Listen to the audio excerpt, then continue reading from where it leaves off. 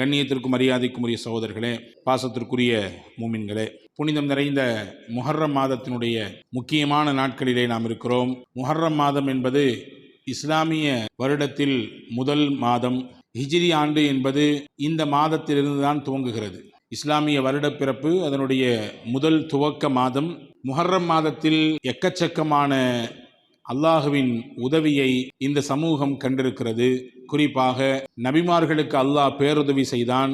நெருக்கடிகளிலும் சோதனைகளிலும் சிக்கியிருந்த அவர்களுக்கு ஒரு தெளிவான வழியையும் அவனுடைய உதவி கரத்தையும் அல்லாஹ் நீட்டினான். இந்த முஹர்ரத்தின் முக்கியமான நாட்களிலே ஒன்று ஆஷூராவுடைய நாள். முஹர்ரம் 10ஆம் நாளுக்கு ஆஷூரா, அஷர என்றால் 10, 10ஆம் நாளுக்கு ஆஷூரா தினம் என்று சொல்கிறார்கள்.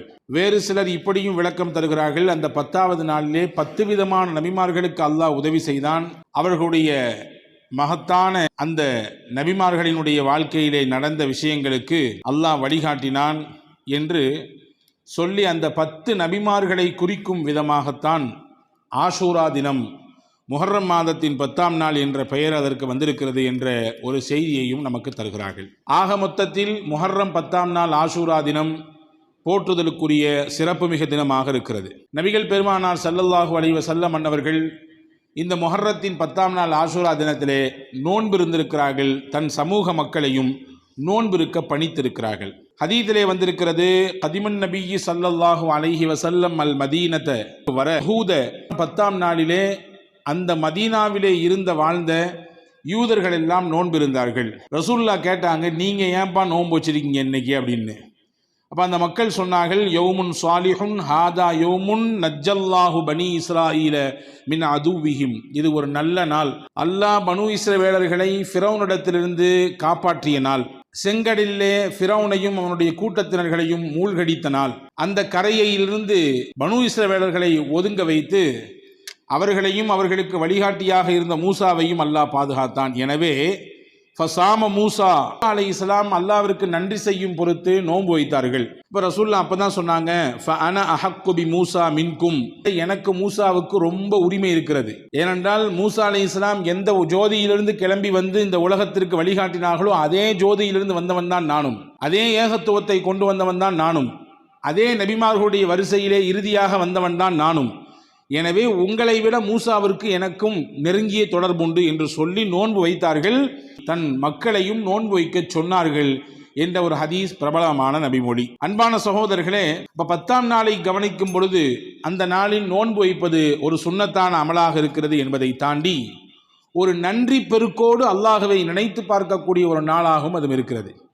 எகிப்திலே இருக்கக்கூடிய செங்கடல், அந்த கடலை பிளந்து அல்லாஹ் 12 சாராராக பிரிவுகளாக இருந்த அந்த பனு இஸ்ரவேலர்களுக்கு வழிகாட்டினான். இதை பற்றி சூரா அல் பக்ராவிலே அல்லாஹ் சொல்கிறான். பாருங்கள் எவ்வளவு அற்புதமான வசனம் என்று பாருங்கள். வஇத் ஃபரக்னா பிகுமுல் பஹர், நபியை நீங்கள் நினைவு கூறுங்கள், உங்களுக்காக வேண்டி நாம் செங்கடலை பிளந்தோம். அதாவது உங்களுக்கு முன்னால் இருந்த மக்கள் மூசா அலைஹிஸ்ஸலாமோடு அவர்கள் கிளம்பி வந்தார்கள். ஃபிரௌன் என்ற அதிகார துஷ்பிரயோகம் செய்த, ஆணவத்திலும் அழிச்சாட்டியத்திலும் சர்வாதிகாரத்தினுடைய உச்சாணி கொம்பில் என்று ஆடிக்கொண்டிருந்த அந்த ஃபிரௌனிடத்திலிருந்து மூசா அவர்கள் தன் சமூக மக்களை காப்பாற்றி அழைத்து கொண்டு வரும் பொழுது இடையிலே செங்கடல் குறுக்கிட்டது. அந்த நேரத்தில் பின்னால் போனால் படை, முன்னால் போனால் நீர், என்ன செய்வதென்று தெரியாமல் நின்ற சமயத்திலே அந்த மக்களுக்கு மூசா வழிகாட்டினார்கள், இன்னமய ரப்பீன், நீங்கள் யாரும் கவலைப்பட தேவையில்லை, நீங்கள் யாரும் பதட்டமடைய தேவையில்லை, நாம் அவ்வளவுதான் என்று, நம்முடைய கதி முடிந்து விட்டதோ நீங்கள் என்று நீங்கள் நினைக்க வேண்டிய அவசியம் இல்லை. காரணம், என்னோடு என் ரப் இருக்கிறான், அவன் எனக்கு வழிகாட்டுவான். என்னோடு என் ரப் இருக்கிறான், அவன் எனக்கு வழிகாட்டுவான். கஷ்டங்களில், நெருக்கடிகளில், கடுமையான சோதனைகளில், வறுமையில் அல்லது வேறு விதமான மன அழுத்தத்தில் தவித்து கொண்டிருக்கக்கூடிய ஒவ்வொருவருடைய உள்ளங்களிலும் சொல்லிக்கொள்ள வேண்டிய வார்த்தை, ஆறுதல் மிக்க வார்த்தை, இன்னமாய ரப்பி சயஹ்தீன், என்னோடு என் ரப் இருக்கிறான், எனக்கு அவன் வழிகாட்டுவான். நான் இந்த சோதனையிலேயே முடிந்து போகக்கூடியவன் அல்ல, இந்த இழப்பிலேயே நான் காணாமல் போகக்கூடியவன் அல்ல, இந்த வறுமையிலேயே என் வாழ்க்கை முடிந்து போகக்கூடும் என்பது அல்ல, இந்த நோயிலேயே நான் நொம்பலத்திலேயே அழிந்து போகக்கூடியது என்பது அல்ல. காரணம் என்னோடு என் ரப் இருக்கிறான், அவன் எனக்கு வழிகாட்டுவான். ஹஜ்ரத் மூசா அலைஹிஸ்ஸலாமின் வாயிலிருந்து வந்த வார்த்தை அசாதாரணமான வார்த்தை, ஈமானிய வலிமை மிக்க வார்த்தை.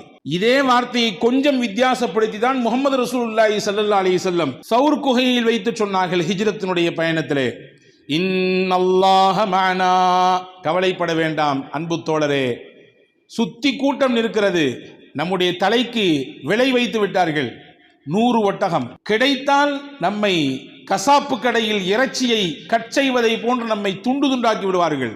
நம்முடைய இருப்பே கேள்விக்குறிதான். ஆனாலும் பயப்பட வேண்டாம், கவலைப்பட வேண்டாம், நம்மோடு அல்லாஹ் இருக்கிறான்.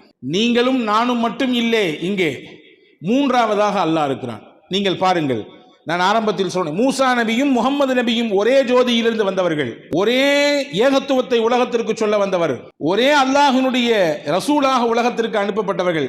இருவரின் நெருக்கடியான காலகட்டத்திலும் சொன்ன வார்த்தை ஒன்று.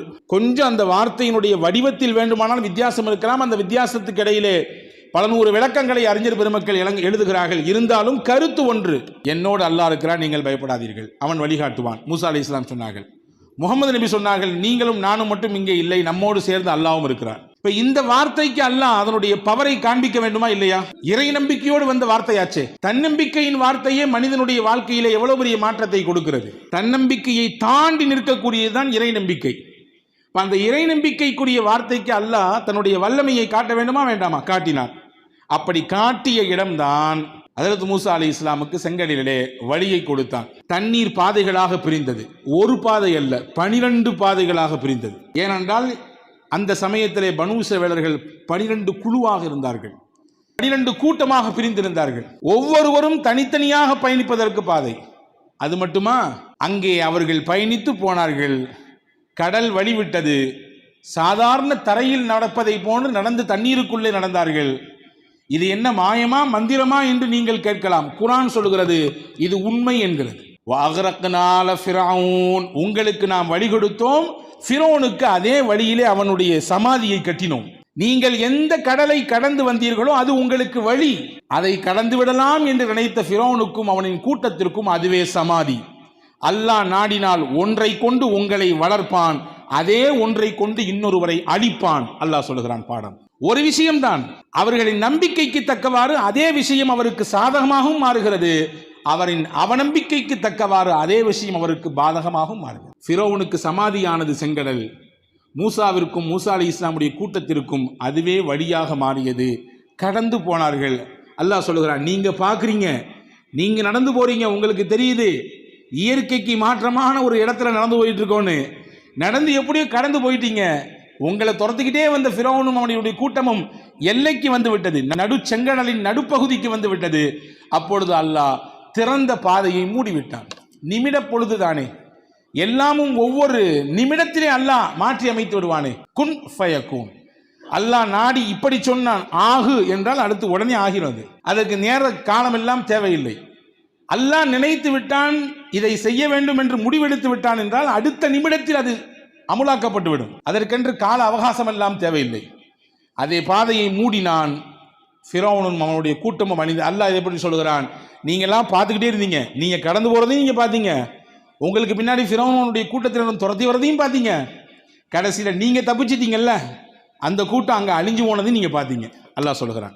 இப்போ ஒரே வசனத்திலே 2 விதமான அதிசயங்களை நாம் உங்களுக்கு நடத்தாட்டிருக்கிறோம் என்று அல்லாஹ் பதிவு செய்கிறான். ஒன்று, கடல் பிளந்ததே, அந்த செங்கடல் பிளந்ததே பெரும் அதிசயம். இரண்டாவது, அது உங்களுக்கு வழிவிட்டது மட்டுமல்ல, உங்களை எதிர்த்து வந்தவர்கள், உங்களை துரத்தி வந்தவர்களுக்கு அதுவே அவர்களுக்கு சமாதியானது, உங்களை அது காப்பாற்றியது. இந்த 2 பெரும் அதிசயங்களை அந்த கடலின் வழியாக, செங்கடலின் வழியாக உங்களுக்கு நான் காண்பித்து கொடுத்தேன் என்று அல்லாஹ் அல் குர்ஆன் ஷரீஃபிலே சொல்கிறான். அன்பான சகோதரர்களே, எனவே பனூ இஸ்ரவேலர்களுக்கான இந்த பாதுகாப்பான நிலைப்பாடு நடந்தது வரலாற்றிலே சொல்கிறார்கள் முஹர்ரம் மாதத்தினுடைய 10ஆம் நாள். எனவேதான் நபிகள் பெருமானா ஸல்லல்லாஹு அலைஹி வஸல்லம் அவர்கள் மூசா அலைஹிஸ்ஸலாம் நோன்பிருந்தார்கள். அதைவிட அதை காரணம் காட்டி யூதர்கள் நோன்பிருந்தார்கள். உங்களை விட மூசா எனக்கு நெருக்கமானவர், எனவே நானும் நோன்பிருப்பேன் என்று அருமை நாயகம் ஸல்லல்லாஹு அலைஹி வஸல்லம் சொன்னார்கள். அன்பான சகோதரர்களே, இந்த நிகழ்வு நாம் எல்லாம் வருடா வருடம் கேள்விப்படக்கூடிய நிகழ்வு தான். ஒவ்வொரு வருடமும் முஹர்ரம் மாதம் வந்துவிட்டால் ஏகதேசம் எல்லா மஸ்ஜிதுகளிலும் இது பேசப்படுகிறது. எல்லா ஜும்மாவுடைய உரைகளிலும் மூசா அலைஹிஸ்ஸலாம் கடல் மற்றும் அது கடந்து போனது 12 பாதைகள் எப்படி துரத்தி வந்து எல்லாத்தையும் பேசுகிறோம். இதிலிருந்து நமக்கான பாடம் என்ன, இந்த நிகழ்வு நமக்கு சொல்லித்தரக்கூடிய பாடம் என்ன, அதை நாம் உள்வாங்கிக் கொள்ள வேண்டும். அன்பான சகோதரர்களே, உலகத்திலே அதிகப்படியான அருட்கொடைகளை அனுபவித்த சமூகம் எது என்று குர்ஆன் இடத்திலே கேட்டால் குர்ஆன் சொல்லும் பனு இஸ்ரவேலர்கள் என்று சொல்லும். பனு இஸ்ரவேலர்கள் மூசா அலைஹிஸ்ஸலாமை பின்பற்றி வந்தவர்கள், அவர்கள் தான் பிற்காலத்திலே யூதர்களாக மாறுகிறார்கள். அந்த குழுவிலிருந்து தான் யூத இனம் பிரிந்து வருகிறது. சொல்ல போனால் அது யூத இனம் தான். அவர்கள் தான் எக்கச்சக்கமான அல்லாஹ்வின் அருள்கொடையை அனுபவித்தவர்கள். குர்ஆன் சொல்லுகிறது, யா அய்யுஹல்லதி யா பனி இஸ்ராயீல் அஸ்குரு நிஅமதியல்லதி அன்அம்து அலைக்கும் வன்னி ஃபல்லல்துக்கும் அலல் ஆலமீன். பனு இஸ்ரவேலர்களே, உங்களின் மீது நான் வழங்கி இருக்கக்கூடிய அருள் கொடைகளை நினைத்து பாருங்கள். நினைத்து பார்ப்பதோடு மட்டுமல்ல, உங்களை நீங்கள் வாழும் காலத்திலே உயர்ந்தவர்களாக, கண்ணியமிக்கவர்களாக, சிறப்பு மிக்கவர்களாக நாம் ஆக்கியிருந்தோம். எனவே நீங்கள் எண்ணி பாருங்கள் என்னுடைய அருள் கொடைகளை. எவ்வளவு அருள் கொடைகளை நீங்கள் சுவைத்தீர்கள். முதல் அருள்கொடை என்ன? ஃபிரௌனிடத்திலிருந்து உங்களை நாம் காப்பாற்றுவதற்கு செங்கடலை பிளந்து கொடுத்தோம். உங்களின் எதிரியை அதே செங்கடலை மூழ்கச் செய்தோம். தண்ணீர் கேட்டீர்கள், நடந்து போகும் பொழுது ஒரு பாறையிலே ஹஜ்ரத் மூசா அலைஹிஸ்ஸலாமை கைத்தடியை வைத்து அடிக்கச் செய்தோம். 12 ஊட்டுகள் பிளவெடுத்தது. பாறையில் சும்மா தட்டினாங்க, கையில் இருந்த குச்சியை வச்சு லைட்டா தட்டினாங்க. அந்த பாறையிலே 12 ஊற்றுகள், ஒவ்வொரு கூட்டமும் ஒவ்வொரு குழுவும் அந்த ஒரு ஊற்றை பயன்படுத்திக் கொள்ளலாம். தீகு என்ற மைதானம், வெட்டை வெளி மைதானம், அந்த மைதானத்திலே அல்லாஹ் தங்க வைத்தான் அவர்களை. அவர்கள் உழைக்க வேண்டாம், வேர்வை சிந்த வேண்டாம், சம்பாதிக்கணுமேன்னு கவலை வேண்டாம். இன்னைக்கு என்ன ஒருக்கு என்ன மன அழுத்தம் வரப்போகுது யோசிக்க தேவையில்லை. யாரு என்ன கேள்வி கேட்க போறாங்க, களத்தில் அடிக்க போறாங்களா, எந்த பயமும் தேவை கிடையாது. நீங்க பாட்டு அங்கே தங்கியிருக்க வேண்டியது. உங்களுக்கு வேலைக்கு சாப்பாடு வரும், நிம்மதியாக சாப்பிட்டுட்டு நிம்மதியாக ரெஸ்ட் எடுத்துட்டே இருக்க வேண்டியது. அந்த உணவும் உலகத்தில் கிடைக்கப்படுகிற உணவு அல்ல, சொர்க்கத்திலிருந்து அல்லாஹ் அனுப்பக்கூடிய உணவு. அதான் மண்ணு சல்வா. உலகத்திலேயே சொர்க்க உணவை சாப்பிட்ட சமூகம் என்று ஒன்று இருக்குமையானால் அது பனு இஸ்ரவேலர்கள் தான். அல்லாஹ் அன்சல்னா அலைக்கும் மன்னவ சல்வா, மண்ணு சல்வா என்று சொல்லக்கூடிய சொர்க்கத்தின் உணவை நான் உங்களுக்கு அனுப்பி வைத்தேன் என்று அல்லாஹ் சொல்கிறான். அது சொர்க்கத்தின் உணவு. இப்ப இப்படியான எக்கச்சக்கமான நபிமார்களை அல்லாஹ் பனு இஸ்ரவேலர்களின் தான் தோன்றச் செய்தான். அவர்கள் தான் அதற்கான பின்புலமாக இருந்தார்கள். இவ்வளவு அருள் கொடைகளை அனுபவித்தவர்கள் நீங்கள். இதிலே இந்த அருள் கொடைகளை எல்லாம் வாங்கிட்டு உங்களிலே நன்றி செய்தவர்கள் சிலர், நன்றியை மறந்தவர்கள் பலர். உங்களுக்கு இவ்வளவு அடுக்கடுக்கான அருள் கொடைகள் கிடைக்கிறது, அதுவெல்லாம் உங்களுடைய பக்தியை மையப்படுத்தியா, உங்களிடத்தில் இருக்கக்கூடிய வணக்க வழிபாடுகளை மையப்படுத்தியா, உங்களிடத்தில் இருக்கக்கூடிய பற்று பேணுதல் இந்த பிற விஷயங்களை மையப்படுத்தி அல்லாஹ் தந்திருக்கிறான்? கிடையாது. உங்கள் வழியிலே வந்த நபிமார்களின் பரக்கத்தினாலே எக்கச்சக்கமான அருள் கொடைகள் உங்களுக்கு கிடைத்திருக்கிறது. எனவேதான் அல்லாஹ் சொன்னான், உங்களுக்கு கிடைத்த அருள் கொடையை நினைத்து நன்றி செலுத்துங்கள். எனக்கு நீங்கள் குஃப்ரானு நிஅமா என்று சொல்லக்கூடிய நன்றியை மறக்கக்கூடிய அல்லது கொடுத்ததற்கு நன்றி இல்லாமல் நன்றி கட்ட தனத்தோடு வாழக்கூடிய தன்மையை விட்டொழியுங்கள் என்று அல்லாஹ் சொன்னார். 2 விஷயத்தை சொல்லுகிறேன். வாக்களிக்கப்பட்ட பூமி என்று இன்றைக்கு வரை சொல்லிட்டு இருக்கிறாங்க. இன்னைக்கு இஸ்ரேல் சொல்லுகிறது, இதுதான் எங்களுடைய வாக்களிக்கப்பட்ட பூமி. இதே வாக்களிக்கப்பட்ட பூமிக்குள்ளே ஒரு நாள் மூசா அலைஹிஸ்ஸலாமோடு இந்த சமூகத்தை அல்லாஹ் போக சொன்னான். ஃபதுகுலு பாப சுஜ்ஜதா, இந்த ஊருக்குள்ளே நீங்கள் நுழையுங்கள். அந்த ஊர் தான் அவர்களுக்கான வாக்களிக்கப்பட்ட பலஸ்தீனத்தை சுற்றி இருக்கக்கூடிய பகுதி. அது நீங்கள் போங்கள். வகூலு ஹித்தத்துன் நக்ஃபிர் லக்கும் ஹதாயாக்கும். நீங்க அந்த ஊருக்குள்ள போகும் பொழுது என்ன சொல்லணும்? யா அல்லாஹ், நிறைய நாங்க பாவம் செஞ்சிட்டோம், எங்களை மன்னிச்சிரு. நிறைய வாக்கு மோசடி செஞ்சிருக்கோம், நிறைய நன்றி கெட்டத்தனத்தை வெளிப்படுத்தியிருக்கோம், நிறைய உனக்கு மாறாக நடந்திருக்கிறோம், எங்களை மன்னிச்சிருன்னு சொல்லிட்டு போங்க நல்லா சொன்னான். ஹித்தா அப்படின்னா என்ன அர்த்தம்? ஹித், நாங்கள் செய்த பாவத்திற்கு உன்னிடத்தில் மன்னிப்பு கேட்கிறோம், நீ மன்னிப்பு அளிக்க வேண்டும் என்று பொருள். இந்த பயலுக என்ன செஞ்சாங்கன்னா, அந்த ஹித்தா என்ற வார்த்தையிலே ஒரு நூனை எக்ஸ்ட்ரா சேர்த்துக்கிட்டாங்க. ஹிந்தா என்றால் என்ன பொருள் என்றால், எங்களுக்கு கோதுமை வேணும், சாப்பாடு வேணும். அல்லாஹ் சொன்னா மன்னிப்பு கேட்டு ஊருக்கு போன்னு.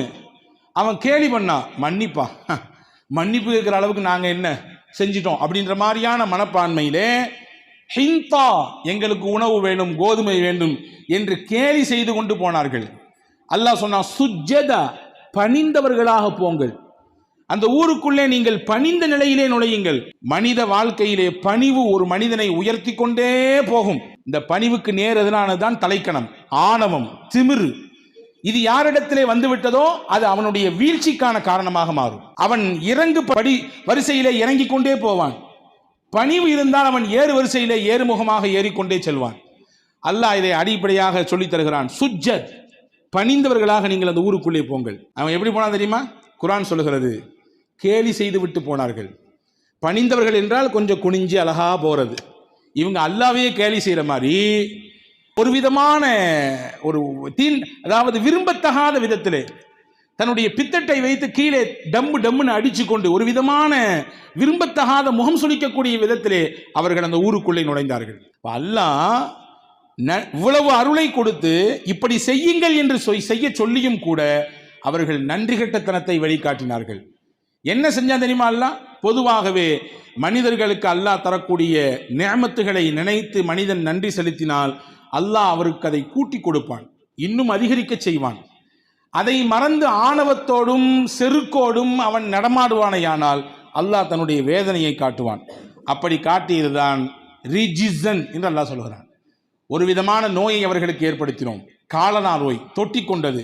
அதோடு அந்த கூட்டம் அழிந்து போனது. எப்படி நமக்கு வெள்ளிக்கிழமையும் அதே போன்று சனிக்கிழமை சிறப்புக்குரிய நாளாக அந்த சமூகத்திற்கு இருந்தது பனு இஸ்ரவேலர்களுக்கு. வெள்ளிக்கிழமை எப்படி நாம் ஜும்மா தொழுகைக்கு பள்ளிவாசல்களிலே ஒன்று கூடுகிறோமோ அதே போன்று அவர்கள் சனிக்கிழமையிலே சிறப்பு வழிபாடுகளுக்கு ஒன்று கூட வேண்டும்.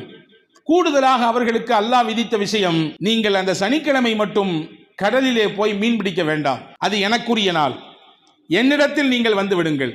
கடலிலே மீனை வரச் செய்வதும் வராமல் தடுப்பதும் நீங்கள் வலை வீசுவதோ அல்லது நீங்கள் திட்டமிடுவதோ அல்ல, என்னுடைய தந்திரம், என்னுடைய ஆற்றல் இருக்குது. அதை மறந்துடாதீங்க.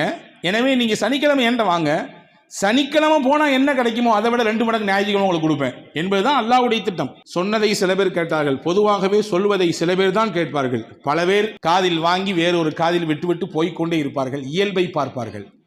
அப்படியாக சில பேர் கேட்டார்கள். வேறு சில பேர் இப்படி தந்திரம் பண்ணாங்க. சரி, சனிக்கிழமை பிடிக்கூடாது தான், வெள்ளிக்கிழமை போய் வலை விரிச்சிருவோமே, வெள்ளிக்கிழமை ராத்திரியே ஃபுல்லாத்தையும் வலை விரிச்சு வச்சிருவோம், சனிக்கிழமை பிடிக்க வேண்டாம், அதை விட்டு ஞாயிற்றுக்கிழமை காலையில் பிடிப்போம். இதுவும் கூட ஒரு வகையிலே சனிக்கிழமை பிடிப்பதற்கான திட்டம் தானே.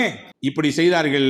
அல்லாஹ் சொன்னான், கூனு கிரத்தன் ஹாசியின், அருளை நீங்கள் சுவைக்கிறீர்கள், சொர்க்கத்தின் உணவை சாப்பிடுகிறீர்கள், உங்கள் பொழுதுபோக்குக்காக வேண்டி மீன் பிடிக்கக்கூடிய பழக்கம் உங்களிடத்தில் இருக்கிறது, அதை ஒரு நாள் கூட எனக்காக விடுங்கள் என்று சொன்னால் விட மறுக்கிறீர்கள் என்றால், இவ்வளவு அருளையும் வாங்கிவிட்டு சில்மிசத்தையும் செய்து கொண்டு திமிருத்தனத்தையும் ஆணவத்தையும் நீங்கள் காட்டுகிறீர்கள் என்றால் உங்களுக்கு அருள் கொடைக்கு நன்றி செய்கிற மனப்பான்மை மாறி ஆணவமும் அகம்பாவமும் தலை தூக்கிவிட்டது.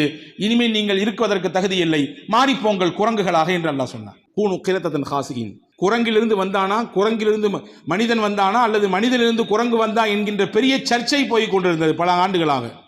குர்ஆன் சொல்லுகிறது, மனிதனிலிருந்து தான் குரங்கு வந்தான், மனிதன் தான் ஆரம்பம், பனு இஸ்ரவேலர்கள் தான் மனித ரூபத்திலிருந்து குரங்குகளாக மாற்றப்பட்டார்கள் என்று குர்ஆன் சொல்கிறது. அப்போ நன்றியோடு வாழ வேண்டும் என்பதை இந்த 10வது நாள் ஆஷூரா தினம், முஹர்ரம் மாதத்தினுடைய தினம் நமக்கு காண்பித்துக் கொடுக்கிறது. நம்மிடத்திலே தகுதி இருக்கலாம், கல்வி இருக்கலாம், செல்வம் இருக்கலாம், நமக்கென்று ஒரு செல்வாக்கு இருக்கலாம், அந்தஸ்து இருக்கலாம், நிம்மதிகள் இருக்கலாம், குழந்தை செல்வங்கள் இருக்கலாம். இதுவெல்லாம் என்னால் கிடைத்தது, என்னுடைய தனித்திறமை, என்னுடைய ஆளுமை அல்லது என்னுடைய முன்னோர்கள், என் குடும்பத்துக்காரர்கள் எனக்கு கொடுத்தது என்கின்ற அகம்பாவமும் ஆணவமும் ஒருவனுக்கு வந்துவிடக் கூடாது என்று குர்ஆன் எச்சரிக்கை செய்கிறது. சுலைமான் நபி உலகத்தில் வாழ்ந்த அதி அற்புதமான நபிமார்களின் பட்டியலிலே மிக முக்கியமானவர்கள். சுலைமான் நபிக்கு அல்லாஹ் என்னவெல்லாம் கொடுத்தான்? நீங்கள் குர்ஆனை திருப்பி சுலைமான் நபியினுடைய வரலாற்றை படித்தீர்கள் என்றால் சாலமன் என்று யாரை சொல்கிறார்களோ அவர்கள்தான் சுலைமான். அல்லாஹ் சொல்கிறான், மன்திகத் தைர், மொழியை, பாஷையை அல்லாஹ் கற்றுக் கொடுத்தான். சஹர்னா லஹு ரீஹ தஜிர், வீசி அடிக்கக்கூடிய காற்றை வசப்படுத்துகிற ஆற்றலை ஹஜ்ரத் சுலைமான் நபிக்கு அல்லாஹ் கொடுத்திருந்தான். எங்க கை காட்டுறாங்களோ அந்த திசையை நோக்கி காத்து போகும், எங்க காத்தை தடுக்கிறார்களோ அந்த திசையிலே காற்று நிற்கும். காற்றின் வசப்பாட்டை அல்லாஹ் சுலைமான் நபிக்கு கையில் கொடுத்திருந்தான். ஜின்களோடு உரையாடுவதற்கும் ஜின்களை தன்னுடைய வேலைகளுக்கு பயன்படுத்திக் கொள்வதற்குமான ஆற்றலை அல்லாஹ் கொடுத்திருந்தான். எல்லாவற்றுக்கும் மேலாக உலகையே ஆளுகிற அந்த ஆளுமையை ஹஜ்ரத் சுலைமான் அலைஹிஸ்ஸலாமுக்கு அல்லாஹ் கொடுத்தான். ரப்பி ஹபனி ரப்பி ஃபிர்னி வஹபனி முல்கல்லா யம்பகி லி அஹதின் மின் பாதி, அல் குர்ஆன் சொல்கிறது. ஹஜ்ரத் சுலைமான் அலைஹிஸ்ஸலாம் அல்லாஹ்விடத்தில் எப்படி கேட்டார்கள்? இந்த பொறுப்பத்தான் அந்த பொறுப்பத்தான் கேட்கல. யா அல்லாஹ், எனக்கு நீ ஒரு பதவியை தரணும், இதுக்கு பின்னாடி உலகத்தில் யாருக்குமே கொடுத்துடக்கூடாது, அப்படியான பதவியை கொடு, உலகத்தின் ஆளுமையை கொடு என்று கேட்டார்கள். உலகத்தை ஆண்டார்கள் சுலைமான் நபி. இவ்வளவும் கிடைத்தது. இன்னைக்கு ஏதாவது 4 பாஷை எக்ஸ்ட்ரா தெரிஞ்சுதான் நம்ம காலில் தூக்கிறோமே. எங்காவது நமக்கு கூடுதல் மரியாதை கிடைத்து விட்டால் நமக்கு ஒரு விதமான ஒரு உள்ளே உஜுபு என்று சொல்லக்கூடிய தற்பெருமை ஏறி விடுகிறதே இல்லையா? பறவைகளின் பாஷை, காற்று வீசுகிற அந்த கண்ட்ரோலை ஹஜ்ரத் சுலைமான் நபி கொடுத்திருந்தான். இப்படி உலகத்தை ஆளுகிற ஆற்றலை கொடுத்த சுலைமான் நபி அல்லாஹ்ட்ட என்ன சொன்னாங்க? நம்ம எல்லாரும் கேட்க வேண்டிய ஒரு பாடம். ஹஜ்ரத் சுலைமான் அலைஹிஸ்ஸலாம் 3 விஷயத்தை அல்லாஹ்ட்ட சொன்னாங்க. இதுதான் பணிவின் வெளிப்பாடு. எவ்வளவுதான் இருந்தாலும் நான் என் ரப்புக்கு முன்னால் அடிமை. எவ்வளவுதான் எனக்கு ஆட்சி இருந்தாலும், எவ்வளவுதான் எனக்கு அதிகாரம் இருந்தாலும், எவ்வளவுதான் என்னிடத்திலே செல்வம் இருந்தாலும், எவ்வளவுதான் என்னிடத்திலே திறமைகள் இருந்தாலும், கல்வி ஆற்றல் இருந்தாலும், என்னை படைத்தவனுக்கு முன்பு நான் அடிமை. அதை நான் ஒரு காலமும் மறக்க மாட்டேன். அதை மறந்து நான் தலக்கணத்தோடு ஆட மாட்டேன் என்கின்ற பக்குவத்தை சுலைமான் நபி கட்டுத்தராங்க. உலகத்தை ஆளுகிற ஆற்றல், பல பாஷைகள் தெரிந்தவர்கள், உயிரினங்களோடு பேசுகிற ஆற்றல், காற்றை தன் கண்ட்ரோலில் வைத்துக் கொள்ளுகிற ஆற்றல், ஜின்களை கூப்பிட்டால் ஓடி வரும் ஜின்கள் இவர்கள் சொல்வதை கேட்கும். அதாவது சுலைமான் அலைஹிஸ்ஸலாம் சொன்னாங்க, ரப்பி அவுஸிஅனி அன் அஷ்குர நிஅமத்தக அல்லதி, முதல்ல கேட்டது அல்லாஹ், யா அல்லாஹ் நீ எனக்கு கொடுத்ததுக்கெல்லாம் உனக்கு நன்றி செய்கிற வாய்ப்பை கொடு. ஒன்று முதல்ல கேட்டது, நீ எனக்கு கொடுத்ததுக்கெல்லாம் நன்றி செய்கிற வாய்ப்பை கொடு. ரெண்டாவது கேட்டாங்க, வஅன் அமல சாலிஹன் தர்லா, நீ எப்படி செஞ்சா பொருந்துக்குவியோ அந்த மாதிரி நல்லமல் செய்கிற வாய்ப்பை கொடு. சும்மா நல்லமல் செய்யணும்னு கேட்கல அல்லாஹ்ட்ட. நான் ஏதாவது நல்லமல் செஞ்சுட்டே இருக்கணும், ஏதாவது தொழுதுட்டே இருக்கணும். நீ எப்படி செஞ்சா அதை ஏத்துக்குவியோ, அக்செப்ட், அந்த மாதிரியான நல்ல அமல்களை செய்கிற வாய்ப்பை கொடு. மூணாவது கேட்டாங்க, வாதுகில்னி பிரஹ்மதிக ஃபீ இபாதிகஸ் ஸாலிஹீன், உன் அருளால் உன் நல்லோர்கள் யாரோ அவர்களோடு என்னை சேரு. உன் அருளை கொண்டு உன் நல்லோர்கள் யாரோ அவர்களோடு என்னை சேரு என்று இந்த 3 முக்கிய கோரிக்கையை அல்லாஹ்விடத்தில் வைத்தார்கள். அவ்வளவு அருளை அனுபவித்த சுலைமான் அலைஹிஸ்ஸலாம் அல்லாஹ்விடத்தில் முதலாவதாக வேண்டியது, நீ கொடுத்ததற்கே நன்றி சொல்ல முடியவில்லை இன்னும் என்று இஎம் ஹனீஃபா சொன்னாரே, அதே போன்று அல்லாஹ்விடத்தில் கேட்கிறார்கள், யா அல்லாஹ் உனக்கு நன்றி செய்யணும், நீ எவ்வளவு கொடுத்திருக்கிற, அதுக்கு நன்றி செய்கிற வாய்ப்பை கொடுன்னு கேட்டாங்க. நம்ம எல்லாரும் ஏதாவது ஒரு புது வாகனம் வாங்கினால், புது இல்லம் கட்டினால், புதுமையாக ஏதாவது ஒன்று செய்தால் நாம் ஒன்றை பொறிப்போம். ஞாபகம் இருக்கிறதா? ஹாதா மின் ஃபض்லி ரப்பி, என்ன பொருள்? இது என் ரட்சகன் எனக்கு கொடுத்த அருள் கொடை. நம்ம தெரிஞ்சு போட்டிருக்கோமோ அல்லது தெரியாம போட்டிருக்கோமோ, உள்ளபடியே உள்வாங்கி அதை போட்டிருக்கோமோ, அல்லது எல்லாரும் போடுறாங்களே அவர்களுடைய எண்ணத்துக்கு தக்கவாறு அதை விட்டு விடுவோம். நாம் அதை குறை கூற வேண்டாம். இதை யார் சொன்னது முதலிலே? இந்த வார்த்தையை முதலில் உலகத்தில் சொன்னது யார்? அதாவது சுலைமான் அலைஹிஸ்ஸலாம் சொன்னாங்க. சுலைமான் அலைஹிஸ்ஸலாம் சொன்ன வார்த்தை ஹாதா மின் ஃபض்லி ரப்பி, எங்கேயோ தூர தேசத்தில் இருக்கக்கூடிய சபா நாட்டின் இளவரசியின் சிம்மாசனத்தை எடுத்து வர வேண்டும். கண் இமைக்கும் நேரத்தில் தூக்கி கொண்டு வந்தார். சுலைமான் நபியினுடைய அவையிலே இருந்த ஒரு கல்வியாளர், ஒரு ஆற்றல் மிக்க கல்வியாளர், கண் இமைக்கும் நேரத்தில் தூக்கி கொண்டு வந்தார். குர்ஆனின் வசனம் இது, சூரத்து நம்ல் சொல்லுகிறது. இப்படியான ஆட்கள்லாம் என் கூட்டத்தில் இருக்காங்களா? இவ்வளவு ஆளுமை மிக்க துவா கபூலியத்தாக கூடிய கையை தூக்குனார் அவரு. எப்படி கிடைச்சது? கண் மூடி திறக்கும் முன்னால் 10,000 கிலோமீட்டர்களுக்கு அப்பால் இருக்கக்கூடிய சபா நாட்டின் இளவரசியின் சிம்மாசனம் ஹஜ்ரத் சுலைமான் அலைஹிஸ்ஸலாமுக்கு அவையில உட்கார்ந்து இருக்கு, நிக்குது, கொண்டு வச்சிச்சு. எப்படி? அறிவு ஏற்றுக்கொள்ள மாட்டேங்குது. குர்ஆனின் விரிவியாளர்கள் சொல்கிறார்கள், அந்த பேரறிஞர் அல்லாஹ்வின் திருநாமத்தை படித்திருந்தார், இஸ்முல் ஆதம் என்று சொல்லக்கூடிய அல்லாஹ்வினுடைய மகத்துவமிக்க பெயரை கற்றிருந்தார். அதை சொல்லி அல்லாஹ்ட்ட சொன்னார், யா அல்லாஹ் எனக்கு இப்போ அது வேணும். முன்னாடி வந்துச்சு. அல்லாஹ்வின் திருநாமத்திற்கு அப்படியான மகிமை இருக்கிறது. அது என்ன என்பதை குறித்து இன்னொரு நாள் பார்ப்போம். இங்கே நமக்கான செய்தி என்னன்னா, ஏன் அவையில, ஏன் கூட்டத்தில், என்னுடைய சபையில இப்படி ஆளுமை மிக்க மனிதரா, இவ்வளவு பவர்ஃபுல்லான மனிதரா? மின் ஃபض்லி ரப்பி, இது என் இரட்சகன் எனக்கு கொடுத்த அருள். யாரையும் சராசரியாக நான் எடை போட்டு விட மாட்டேன், யாரையும் ஏளன கண் கொண்டு பார்த்து விட மாட்டேன், யாருடைய தகுதியையும் தராதரத்தையும் அவர் செய்யக்கூடிய விஷயத்தை வைத்து தீர்மானிக்க மாட்டேன். பார்ப்பதற்கு சாதா சீதாவா இருக்காரு, ஆனா எவ்வளவு பெரிய ஆற்றல் இருக்குல்ல. ஹாதா மின் ஃபض்லி ரப்பி, இது என் ரப்பு எனக்கு கொடுத்த அருள். லியப்லுவனி, அதுக்கு அடுத்த விஷயம் தான் முக்கியமான விஷயம். அஷ்குர் அம் அக்ஃபுர், என் ரப்பு என்னை சோதிக்கிறான், நான் இதுக்கெல்லாம் நன்றி செலுத்துறேனா அல்லது நன்றி மறக்கிறேனான்னு சோதிக்கிறான், அவ்வளவுதான். எனவே அன்பான சகோதரர்களே, ஆஷூராவுடைய தினத்திலே நாம் கற்றுக்கொள்ள வேண்டிய முக்கிய பாடம் இதுதான். எத்தனையோ விதமான அல்லாஹுவின் பேரருளை நாம் நிமிட பொழுது அனுபவித்துக் கொண்டே இருக்கிறோம். ரப்பு அதற்கான கூலியை நம்மிடத்திலே கேட்கவில்லை, ரப்பு அதற்கான தொகையை நம்மிடத்திலே கேட்கவில்லை, அதற்கான பிரதி உபகாரத்தை நம்மிடத்திலிருந்து எதிர்பார்க்கவில்லை. பிரதி உபகாரத்தை எதிர்பார்த்தால் என்ன ஆகும்? ஒரு நாளைக்கு எத்தனை முறை துடிக்கிறது நம்முடைய உள்ளத்தின் இதயம்? நம்முடைய இரத்த நாளங்களில் இரத்தங்கள் எப்படி சீராக ஓடிக்கொண்டே இருக்கிறது, அந்த இரத்தங்கள் எப்படி சுத்திகரிக்கப்பட்டு கொண்டே இருக்கிறது என்றாவது யோசித்திருக்கிறோமா? இது எல்லாத்தையும் கொடுத்துட்டு அல்லாஹ் என்ன சொல்றான், இது மட்டும் இல்லை எக்ஸட்ரா நீங்க அனுபவிக்கிற எல்லா நியாமத் எனக்கு நன்றி செலுத்த, அவ்வளவுதான். நல்லா இருக்கீங்களா? அல்ஹம்துலில்லாஹ். எப்படி போய்கிட்டு இருக்கு? அல்ஹம்துலில்லாஹ். என்னை என் ரப்பு நல்லா வச்சிருக்கான். நல்லா இல்லாட்டியும் கூட அல்ஹம்துலில்லாஹ் என்று சொல்லி பழகுவோம், அல்லாஹ் நல்லா வைப்பான். இதைதான் இந்த ஆஷூராவின் தினத்திலே அல்லாஹ் நமக்கான கொடுக்கக்கூடிய பாடமாக இந்த வருடத்தில் நாம் எடுத்துக்கொள்ள வேண்டும். அந்த மக்களிலே சிலர் பனு இஸ்ரவேலர்கள் ஏற்றுக்கொண்டார்கள், நன்றி செய்தார்கள். வேறு பலர் அல்லாஹ்வை நிராகரித்தார்கள், நன்றி மறந்தார்கள். எனவே நேரடியான அருளையும் பார்த்ததற்கு பிறகும் அவர்கள் நன்றி மறந்ததினாலே அல்லாஹ் சோதித்தான், வேதனைகளை கொடுத்தான். அல்லாஹ் காப்பாற்றியதற்கு நன்றி செய்யும் பொருட்டு மூசா அலைஹிஸ்ஸலாம் நோன்பிருந்தார்கள். அதை பின்பற்றி ஹஜரத் முஹம்மது ஸல்லல்லாஹு அலைஹி வஸல்லம் அந்த 10வது நாள் நோன்பிருந்தார்கள். கூடுதலாக சேர்த்துக்கிட்டாங்க, ஒரு நாள் மட்டும் நோன்பு வைக்காதீங்க, முன்னாடி ஒரு நாள் சேர்த்துக்குங்க அல்லது பின்னாடி ஒரு நாள் சேர்த்துக்குங்க.